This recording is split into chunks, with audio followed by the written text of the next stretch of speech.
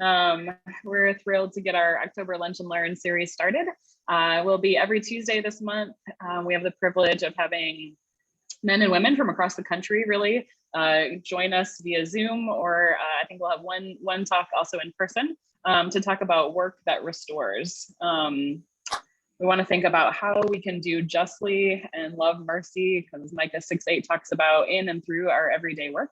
I'm going to introduce today's guests in just a couple minutes and let them tell you a bit more about themselves. But as I mentioned, if you heard as we were talking, we're trying a bit of a new format as we try to figure out what is a new normal, sort of in this hopefully nearing post-pandemic end of the season. So I'm here in our offices in the Chicago Loop, and we have a handful of folks you can see in Sullivan Curtin's Zoom screen there. Who have joined us live, and they're in the other room just behind me. But we're excited to have all of you coming from all over the place. I think, like I said, it looked like we have a New York and a Chicago contingent. So glad to have you with us, even if you can't make it into the loop. We're glad to offer sort of this hybrid Zoom option. If I've not got to meet you in person, my name is Melissa Mackey. I'm the director of Faith and Work Chicago, and that's the ministry of Cru City and Holy Trinity Church. We are committed to helping the scattered church live out our faith in the context of our daily work for the good of the city and the glory of God. And so all of the programming that we do is with that desire to help you indwell the story of Scripture in your daily life and have a biblical lens for the work that you do every day. We've got some things coming up this fall. You can always learn more about that at faithandworkchicago.com.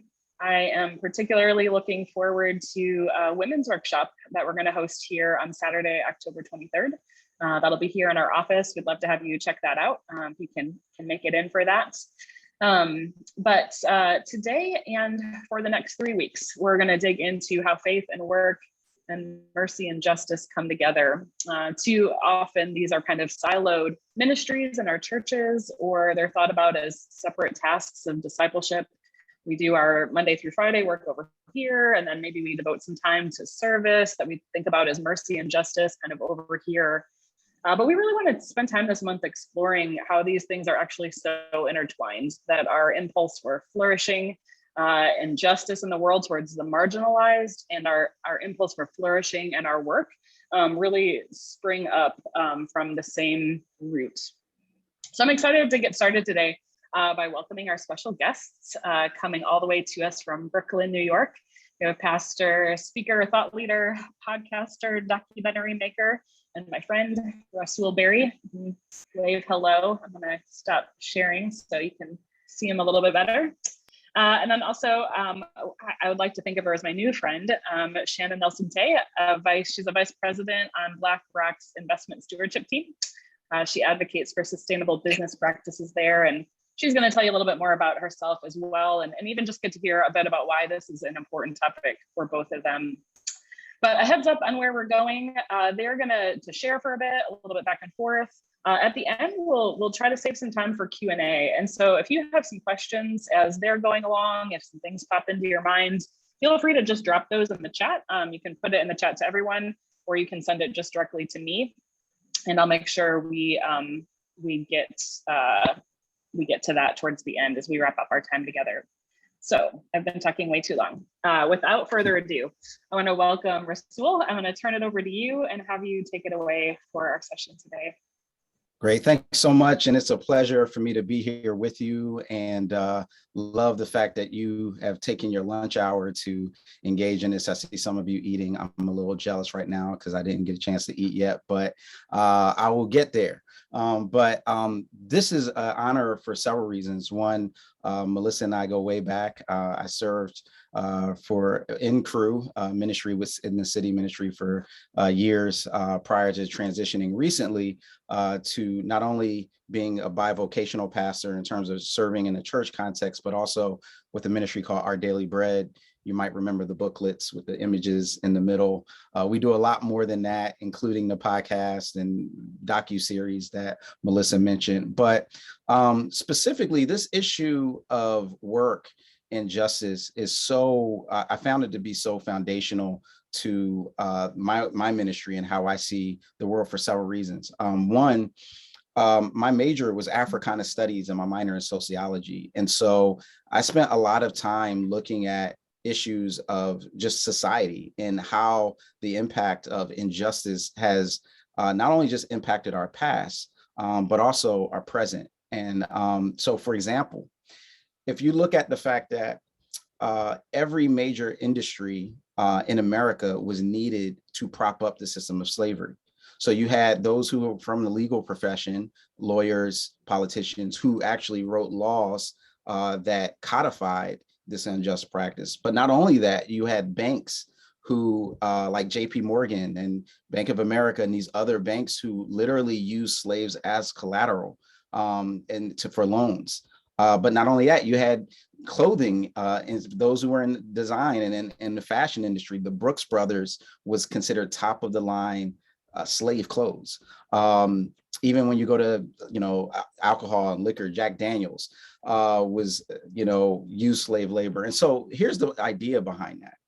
What would it look like if the people in all of those industries would have chosen to live out a biblical framework of justice in the context of their work? As a pastor, I recognize that people will probably spend about max 5% of their time ever in a church. And 95% of that time is spent outside of the church. And so we need to be able to help people have a framework for thinking about what to do with that 95% of the time, and especially in the vocational space, seeing work as a calling. So I'm going to just kind of go through some the theological framework that has kind of helped me understand this in a way. No talking about my mess of a desktop, please, while we just kind of move on. I know I'm a mess, but that's fine. But we're going to talk about work as justice. And a key component of this has to look at how we think of the gospel itself. And I look at it as the whole gospel versus the whole gospel. And so what do I mean by the whole gospel? The gospel with a hole in it. The whole gospel, the gospel with a hole in it, only has 2 chapters. The first is we're sinners. And the second chapter is we need to get saved from sin. This is what a lot of us, especially in evangelical spaces, may have kind of had the emphasis on, like, this is it. People are sinful. They need to pray to receive Jesus. Now, the problem is that doesn't play out in a way that is functional in a workspace, and it's not complete. This is what Michael Lindsay, who wrote Faith in the Halls of Power, said when he observed the impact of those who were in Hollywood in terms of who are Christians. He said they differ little from others in the entertainment industry. They drive luxury cars, live in exclusive communities, and worry that their fame and talent will evaporate overnight. That essentially what he saw was that those who were in these spaces, because their framework wasn't robust enough to think about all of life, their worldview and their vision, it didn't really end up impacting what they did on a day-to-day basis. Now I'm going to contrast that with the whole gospel, full, complete. This gospel has all 4 chapters. The first chapter is that God designed us in a good world. And creation is a very important component of that. The second part is sin damaged us in the world. We are indeed sinners in need of salvation. Jesus is the restorer of us and the world, and that God will fully heal us and the world. And you see there's a combination of the individual and the collective sense of all of these. So just to go briefly kind of go through this, and I'm gonna go through fast so I get enough time for my friend Shannon to really share on a practical level. But 1, designed for good. And the design for good in the aspect of creation, this is something that we sometimes miss, is that what God says in the beginning, let us make mankind in our image, in our likeness, so that they may rule over the fish of the sea, the birds of the sky, over the livestock, wild animals, creatures. And in this aspect, there's several things. 1, God says it is good. It is good after each day. Day 6, he says it is very good after he makes man. But God immediately gives mankind, the man and the woman, work to do.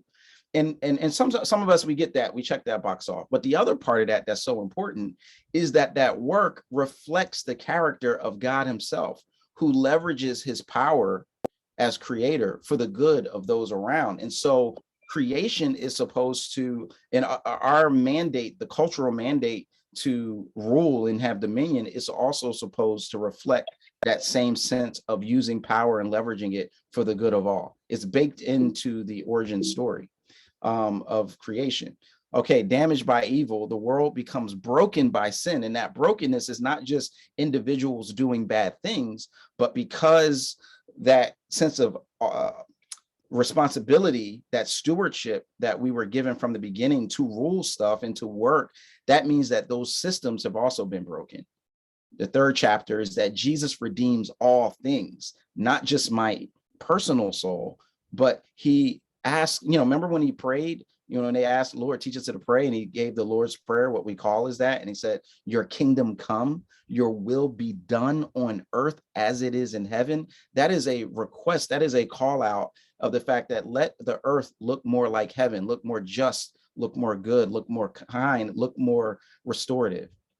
We see this in Jeremiah 29:7, where it says, also seek the peace and prosperity of the city to which I have carried you into exile. Pray to the Lord for it, because if it prospers, you too will prosper. This symbiotic relationship between where we live and what we do. And that word peace in the Hebrew is shalom. And that sense of shalom, that sense of wholeness, also speaks to a sense of justice. In his book, Richard Stearns, who was the head of World Vision, and he called The Hole in Our Gospel, where I get this framework, he says, we must move beyond an anemic view of our faith as something only personal and private with no public dimension, and instead see it as the source of power that can change the world. And Richard Stearns left, a lucrative profession in order to use his the skills and business that he did have in Linux. It was like, this kind of Linux company that does high-end, like dishes and things like that, and jewelry and stuff. And he decided to work with World Vision. And so that was a key component that he was like, look, we have to have a public dimension of how we see faith.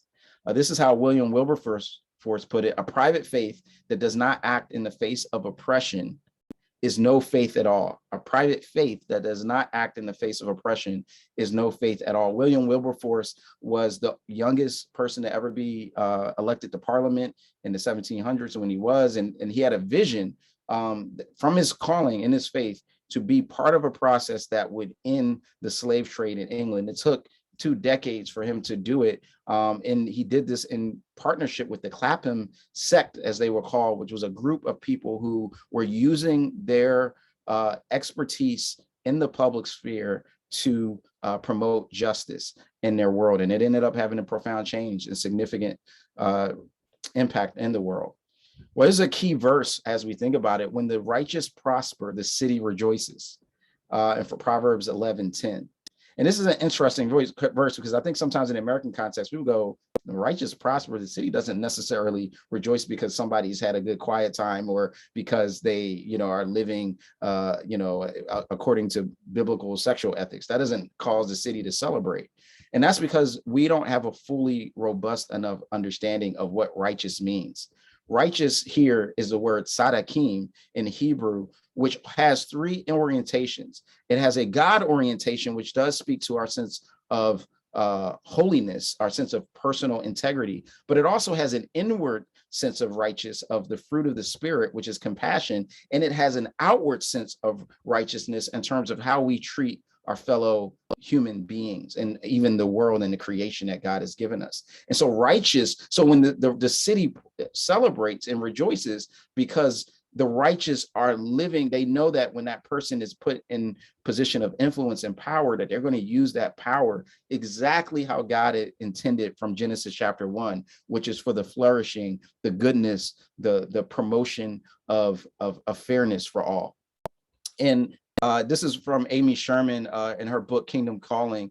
She says, because the Sadakim, the righteous in Hebrew, view their prosperity not as a means of self-enrichment or self-aggrandizement, but rather as a vehicle for blessing others, everyone benefits from their success, which is why the people rejoice.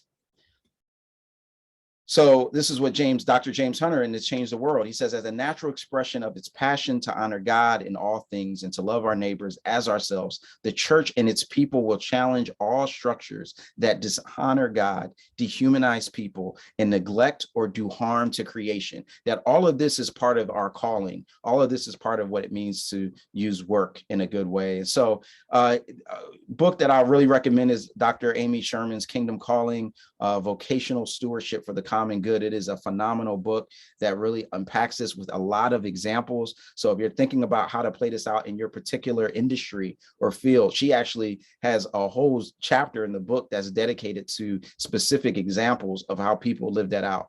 Another book that you may be familiar with, Tim Keller's book, Every Good Endeavor. Dr. Sherman was, influenced very much by Dr. Keller, but also kind of expanded in that, particularly in this aspect of justice. So I wanted to just recommend those two. And just encourage you, go rejoice the city, cause the city to rejoice by being equitable and by promoting justice where you are. Now you might be asking, okay, how can I live this out? How can I live out my kingdom calling at work? And that's where I will get a chance to bring out my friend and compatriot here today, Shannon Nelson Ty. So Shannon, I will now kind of give folks an opportunity to hear from you. Please tell them who you are and and why you decided to, what this aspect of work, faith in work and justice means to you. Definitely. Thank you, Pastor Rasul. Hi, everyone. I'm Shannon Nelson Ty, and I'll share a little bit about my professional journey. It's wrapped up in my personal journey and my spiritual journey as well. So I grew up in Charlotte, North Carolina, in a pretty large family, the youngest of 5, although I'm a triplet, so it still counts, but it's a little different. Anyway, my siblings and I all knew that in order to go to college, we'd have to get scholarships. And so we prioritized education. We worked super hard. And we were fortunate. My triplet sisters and I followed our older brother to Duke. And it was at Duke that I was first exposed to economics. Before then, I didn't really know anyone in corporate America. And so there was so much of my Duke experience that just expanded my perspective of the world and what was possible. And so attending info sessions that the banks or different financial firms put on played a big role in that, different mentors and coaches. But also I studied abroad, which was a specific decision I made to try to understand what I could do with my econ degree. So I studied in London first semester and in New York first semester.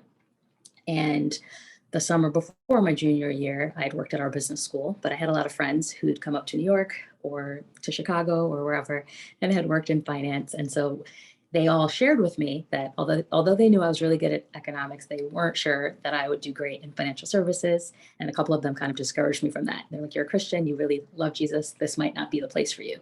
So as I was going into my year away from Duke, I asked God to direct me and to show me people in financial services who excelled in their work and who maintained their walk with him.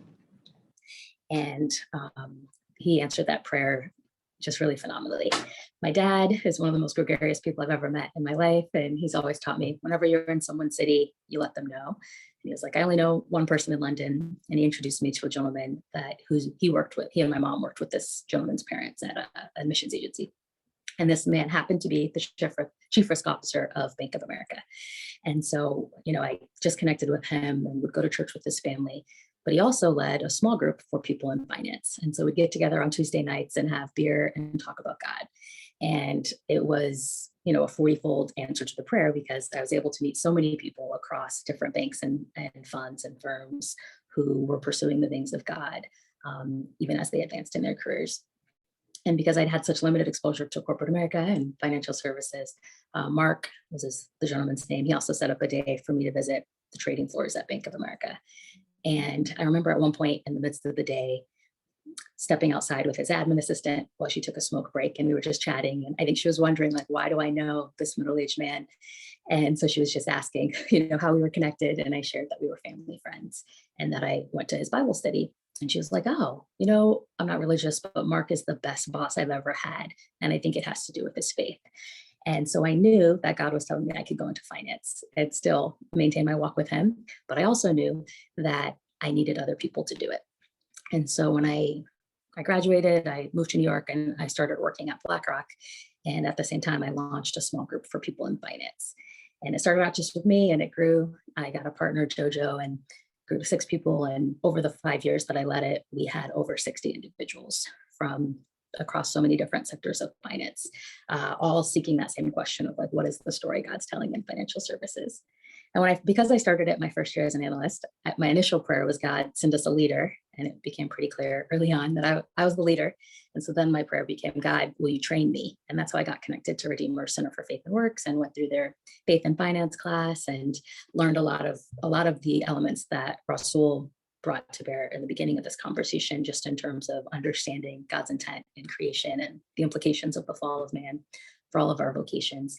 And it was just really great equipping for how to think about righteousness and justice within financial services. And that frame and those insights I have continued to follow and to incorporate, even as I left BlackRock to get my MBA from Harvard and spent a few years at the New York Fed. And when I was at the New York Fed, I spent a good amount of time in Chicago at the Chicago Fed as well. So perhaps not too far from some of you all. And now I've about 3 years ago returned to BlackRock in a team called Stewardship of all things, but we really focus on encouraging solid governance and sustainability practices at publicly traded companies. And I'm still growing and learning and reflecting, just as I'm sure all of you are as well. So that's my background and how I got connected to thinking pretty intentionally throughout the last 15 years or so about vocation and faith. Thanks so much for sharing that, Shannon. And I'm looking forward to this part where we just kind of get to talk, and I'll ask you some questions, and hopefully it'll be some things that kind of can provoke other people's thinking as well. And so Shannon can be a bit humble, so I just want y'all to hear, in case you didn't pick up on working at the Fed and BlackRock and all these things, like she's kind of a big deal. Harvard MBA, all those things. Yeah, I'll just brag on you. You don't have to, say anything on that. But I'm curious. You shared earlier that your Christian friends discouraged you from pursuing a career in finance, thinking it was incompatible with your growth as a Christian. Why did they say that? And what have you seen that either have supported those concerns, or how have those concerns played themselves out in terms of, as you've leaned into this industry? Sure. I think that the narrative that, some of those people had experienced in their own internships, and I think it was both Christian and non-Christian friends who just knew how important my faith was to me. I think that the narrative that they were operating under was that in order to be successful in financial services, you can't just be competitive, you have to be cutthroat, you have to be aggressive in a way that doesn't honor human dignity. And I am very competitive. I love to win. I love to seek excellence, not perfection, just excellence. But I'm also very people-oriented, relationship-oriented. And I don't believe that, I wouldn't want to be in a lane that where success required selfishness, and it required operating at the detriment of others. And I would say that, so that's why my experience with Mark in his small group was so pivotal in understanding that, yes, that may be a lane that people operate in, but it's not the only one. And then I would say I've definitely, observed and seen and experienced different challenging situations in financial services, which I imagine are common across industries, even the more altruistic industries.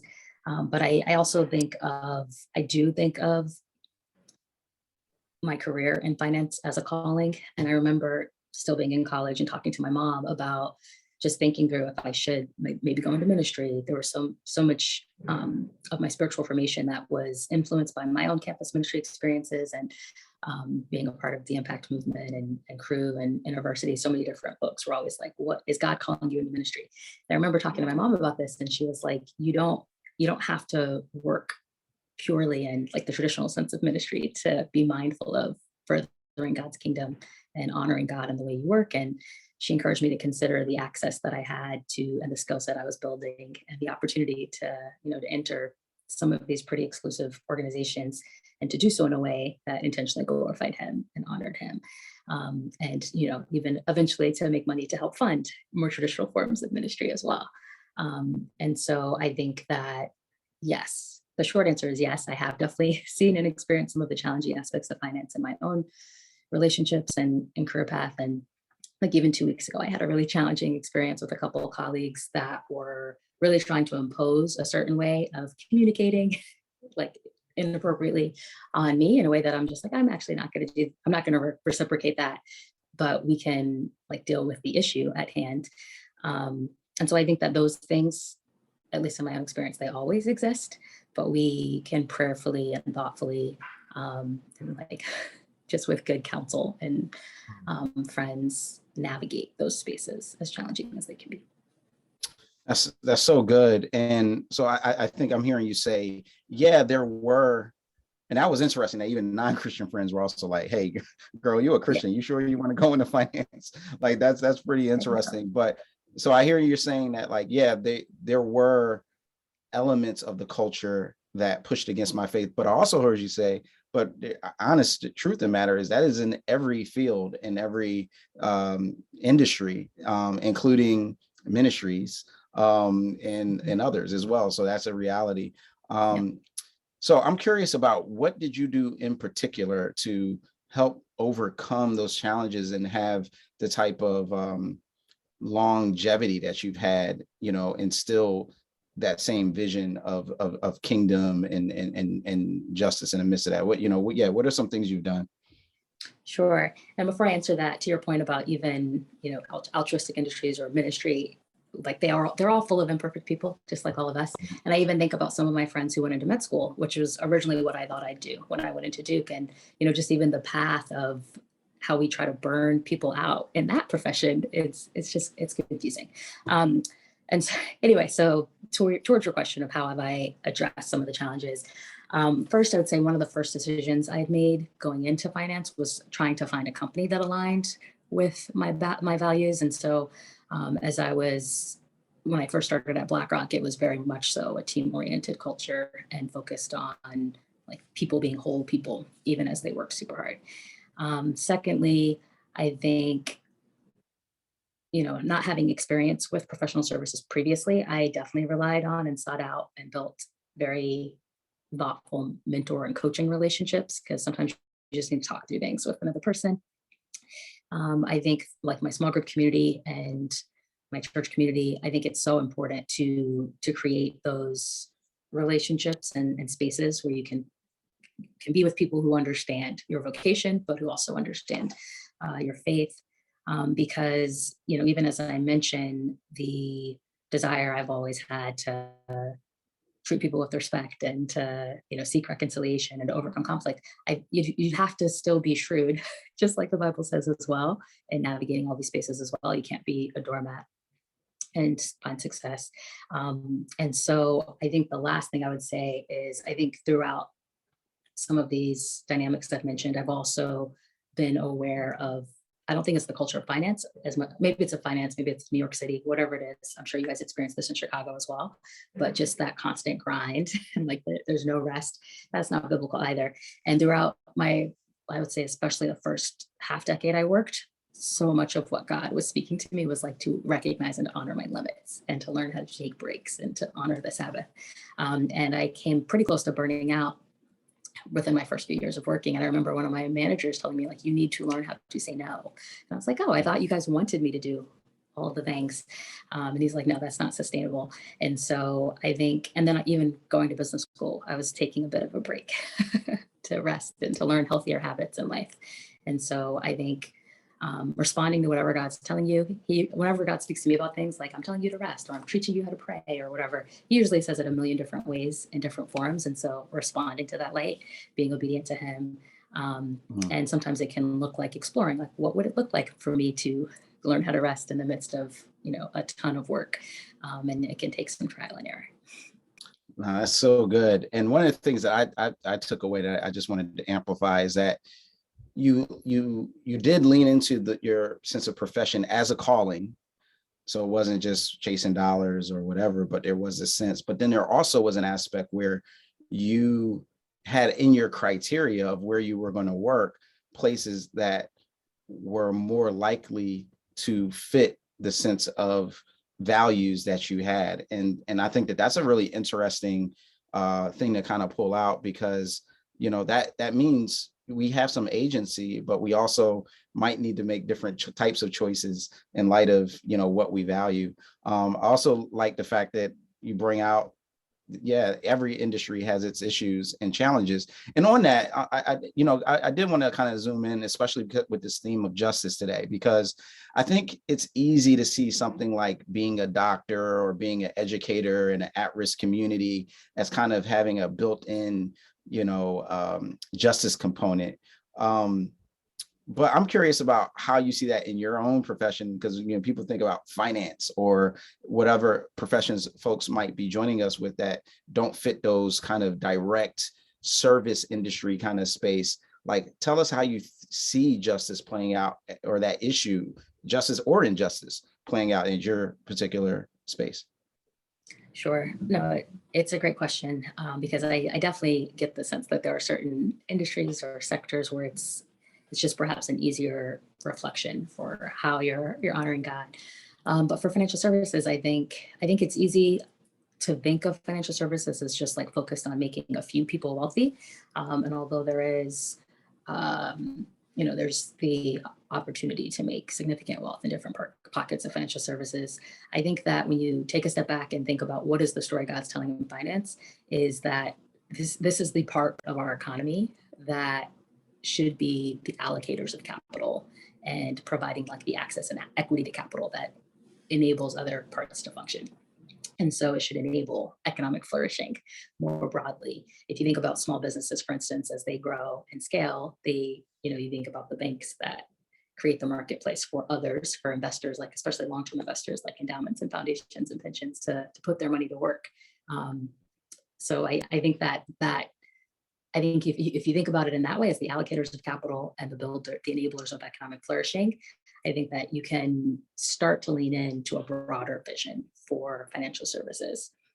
And then I think beyond that, there's always the individual question of like how each of us interact with one another, interact with, whatever groups of folks we work with, whatever stakeholders, customers or clients or different vendors, in a way that can either support that story being told or hinder it. And so I think that vision of working in a way that you're optimizing choices beyond just like optimizing your own advancement, your own comfort, your own wealth building, towards like thinking about that economic flourishing more broadly. And so one thing that comes to my mind, like in my work and stewardship, we're speaking with different companies about how they're focused on the long term, how they're driving long-term value for shareholders. But when you do that, you have to consider other stakeholders. And so one of the companies one of my peers works with, it's actually Deere, it's a public company and all this information is public, but recognizing some of their complicitness, and that might not be the word, but they've been complicit in some of the ways that agriculture has developed in America in a way that's excluded Black farmers, for instance.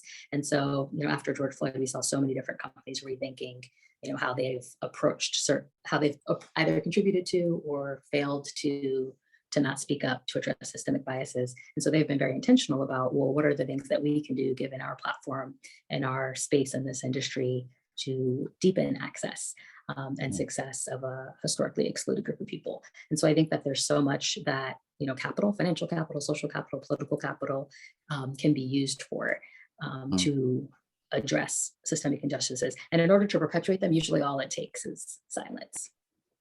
I'm going to ask a follow-up question, and all those who are listening, you can feel free to also put your questions to Melissa as they might come up, and we'll definitely, address those with the time we have left.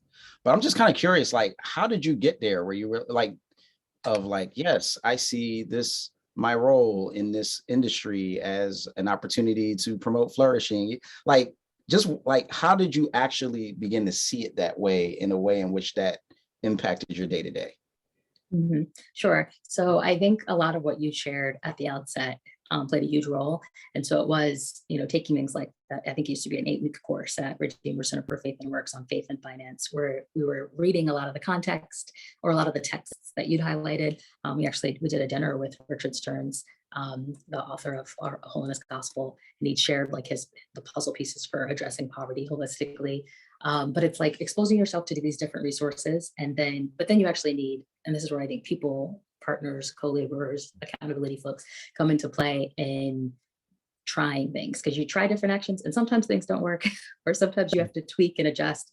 And so having people who you can speak with, who can ask you questions, who you can genuinely walk closely through life with, is a critical piece, I think, of how I've continued to develop my thinking and my actions and my vision for my career in this space as well. That's so good. And I think that would also include doing things like lunch and learns at Faith and Work Chicago, right? Like as things that, and it really, that is a important aspect. One of the things I brought up William Wilberforce, but I made sure to include the Clapham sect, because in the book, To Change the World by Dr. James Hunter, he observes that the primary Christian theories for changing the world have been influenced by what is called as the great man of history theory, which is that I should try to find or become this superhuman individual that will then, like Superman, kind of come in and rescue. And what he actually said was that is wholly inaccurate way of looking even at those individuals. So oftentimes people will point to William Wilberforce and say, look at what he did. He fought in Parliament for 20 years to end the slave trade. And it's like, well, wait a minute. He was part of something that was greater than him. That was a community of people that came together to help form each other and be formed and think about these things and motivate each other. And so the aspect of community is so important. But I want to, ask you this as well, which is that, we can see the negative consequences of unjust work practices and their impact on society. I mentioned slavery, but even more recently, when you look at the housing bubble that burst back in 2007-8, that was as a result of predatory lending in,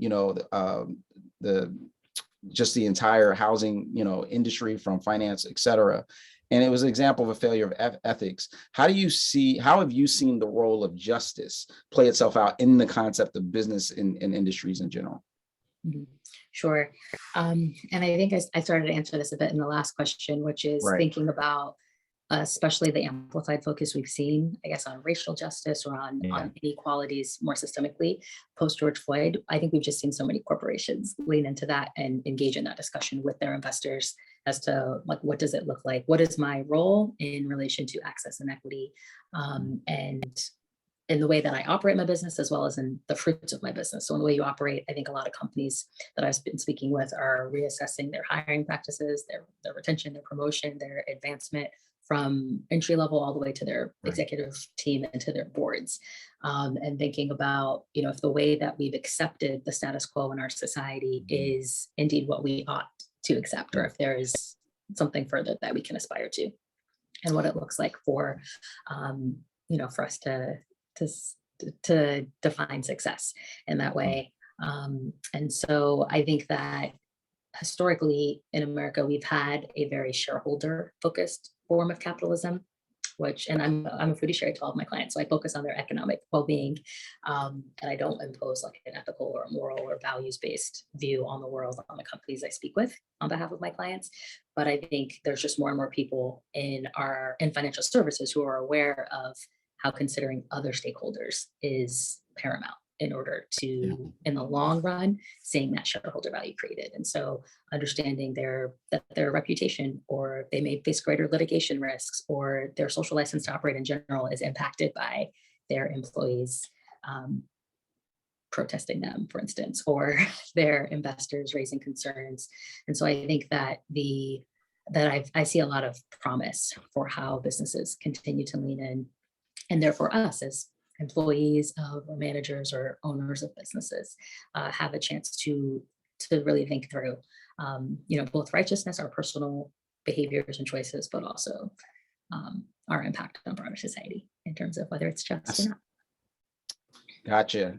I'm gonna get you out of here on this last one, and then we have some more questions. But and this is kind of like just noticing over the last few weeks, we've seen injustice play itself out in the headlines. Just over the last couple of days, the National Women's Soccer League, the commissioner stepped down because there was a coach involved in sexual assault cases. I mean, instances in several teams, and they suppressed that. Of course, we know with just the Olympics, with the women's gymnastics team, that's still a reckoning. Just Facebook over the last month, and I know, it shut down yesterday for a significant amount of time. But before that, this whistleblower announcing kind of these things. And the thing that's interesting about these instances is in each of those cases, they would fall into companies that at least ostensibly refer to themselves as for the good, right? Like you would think a women's soccer league was for women. Like why would a female commissioner hide instances of sexual assault? Or Facebook, which at least communicates like, hey, we're about connecting people. And it's like, why are you suppressing information that shows, that you're not that great at, or you're not even trying to, in some ways, to end some of the bad practices that come out of it. Like, how do you think about why organizations that say they're committed to these ethical frameworks often fail? And what I guess takeaways should that have for us in our individual lives as we clock in and clock out each day? Mm-hmm. Sure. I think that so much of, some of those really unfortunate situations that we see I think that there are things that all of us are susceptible to. And so maintaining that humility to allow God and other people to speak into our lives and to hold us accountable to the standard of righteousness that we are able to experience through Jesus Christ is critical. But everybody's not a believer and everyone's not seeking that same standard. And so I think in all of those situations that you'd cited, usually there may be a perpetrator, there may be a person or a handful of people who are committing an action, but usually they're surrounded by a sea of people who are silent and who enable it. And I think oftentimes we think of the cost of speaking up as being too great. And sometimes it is quite great. Like I have a mentor who was a whistleblower decades ago and he's not worked in financial services ever since, although he's been close to it through nonprofits, because there can be, I think that's probably illegal now, but back then, where even nowadays, there's a risk that's taken to speaking up.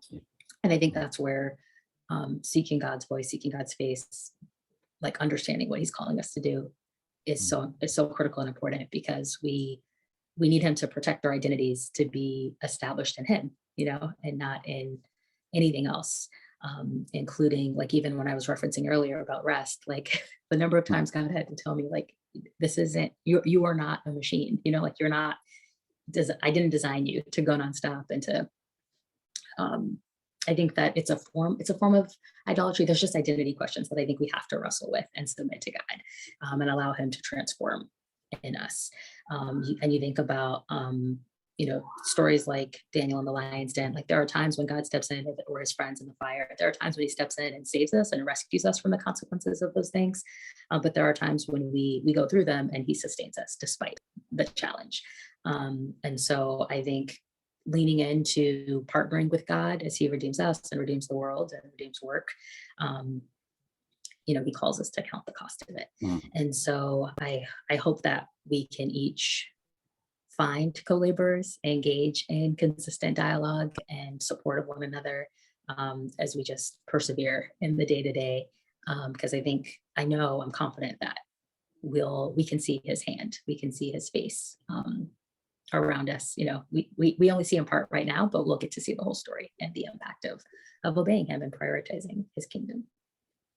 That's so beautiful. And the thing that resonates with me is that this challenge or this question of work and justice is not just, sometimes it can feel like such a macro issue, like justice, like, man, how do I, as this individual who might be in this field for like 3 years, impact an entire thing? But what I'm hearing you say is that that work starts internally, and making sure that I am willing to first see my identity is rooted in Christ. Second, see my work as a calling that God has put me here to do. So I'm answering to a higher authority. And then third, just being willing to as a result of those things, offer my life as a sacrifice. So, well, thank you so much, Shannon, for sharing those things.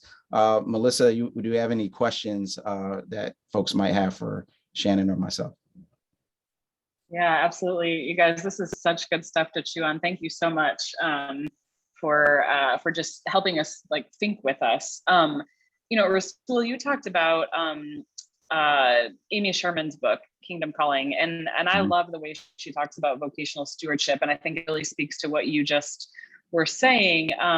She talks about how anywhere we're at in a company and any level, we have platforms that we can steward on behalf of others. And so I wonder, Shannon or Rasul, either one of you would maybe talk about what are some of those things that no matter where we're at, starting out in our careers or in a company, we might think about how do we use this, to think about this work as restorative and on behalf of others. Can you maybe just give some thoughts or examples of what that might look like? Yeah, I can start. One thing is what is sometimes referred to as power mapping. And in that, it's an idea of, this is what sometimes local neighborhood organizers will use to say, okay, what are the issues in our community, and what do we have in our group in our communal context to respond to those issues? And so I think this is twofold, and I'm gonna put the theological framework first to say that first we have to understand that this is a spiritual issue, right? Like the gospel of the kingdom does speak to brokenness in our society. And so, there's that part that is sometimes that's the hole in our gospel sometimes that we miss that. But if we can see that, then the second part becomes, well, what is it that I have within me that I can actually have a skill set or a personal testimony or a burden in order to lean into that, and not just me, but those around me. Quick example of this. So when I saw the devastation in Haiti from the earthquake last month, I was overwhelmed, and I sensed that God was telling me to do something, but I was like, I know nothing about disaster relief. I know nothing about, anybody in Haiti that I can even call. So I reached out to a church that I was a part of in Indiana when I lived there. And because I knew they had a mission trip that they had sent a missions relationship with a pastor in Haiti, got his contact info, shared with some of the Haitian young folks at our church who were of Haitian descent. Between the two of them, we were able to identify what the needs were and have people to give it the finances to. And then through our relationship with a graphic designer, we were able to put out a call. We were able to raise $10,000 and gave $5,000 to the local church in Port-au-Prince, who then ported the wood and the lumber and the sheet metal to help the folks rebuild. And then we just gave the other $5,000 to a church that's the largest church in Haiti. Largest Haitian American church in New York, who has a community development corporation all over Haiti, and they've just even been there the last month. So that's just kind of a personal example. And I think for me, what God taught me in that was, yeah, it's bigger than you, but I'm not asking you to figure it all out by yourself. I'm just asking you to care. And when I'm asking you to care, then I'm asking you to ask for help. And then from there, it just kind of continued to unfold. And now we're looking at not just having raised that $10,000, but having an ongoing relationship and even mission trips where we can send and have this ongoing relationship. So I think that that's a key component, is just identifying what are the issues in my context, and then who is it that God has put in my path to be able to be part of the solution. That's fantastic. I love the question, because I remember going to conferences or lunch and learns or speaking to folks, especially when they were more senior in their career, when I was just starting out, and feeling like, people just speaking about doing things that I'm like, I think you have the clout and the reputation and the platform to do that. And so I think it's a great question to consider at every level. How can you lean in this way? I think the first thing that comes to my mind is just remembering the power and the privilege of prayer. So even as we were speaking about the importance of community, we have access to the throne room of God, and the number of times that I've tried to make something work, and like even just doing my job or relating to a person or a challenging ego, whatever it was, just taking it to God and getting wisdom or just getting his favor, whatever it was, is transformational. Second, and I journal my prayers, and I love like keeping track of how God responds and how I see him move. And then secondly, I think, maybe you can't, maybe speaking up looks differently across levels.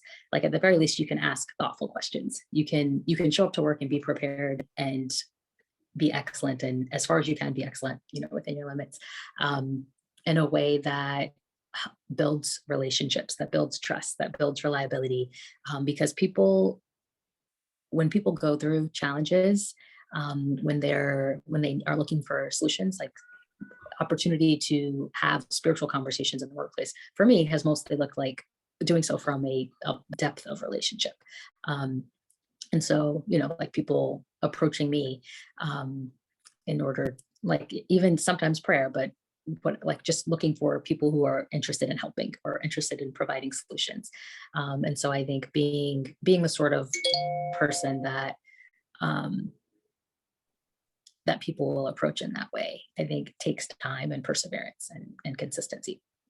And so those are two, like, regardless of level, you can be a person who listens and who's kind, just like the bare basics go a long way.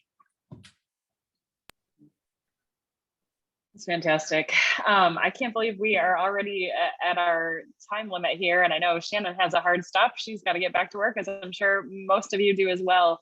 But man, this is so helpful to be thoughtful of what does it look like to use whatever God has given us, our skills, our expertise, our experience, our platforms, just our care and the relationships we have around us to enter into areas of injustice and mercy, and steward what we have on behalf of others. This has been so helpful in beginning our conversation. Rasul and Shannon, it's just been such a blessing to have you with us today. Thank you, everybody who has joined us. I think we have a lot to think about, and I'm excited to continue our conversation in this area of work that restores. Would love to have you join us again next week, whether that's in person or online. We're going to welcome Pastor John Dennis, and he's going to talk about collaborative leadership that restores, this idea of collective impact for mercy and justice. And so I'm excited to have him. We'll have a guest with him as well. But yeah, join us again, the same link, or join us downtown. But thank you again so much, Shannon and Rasul, for being with us, and hope to see you guys again soon. Thanks. Have a great afternoon. Take care. Thank you all so much.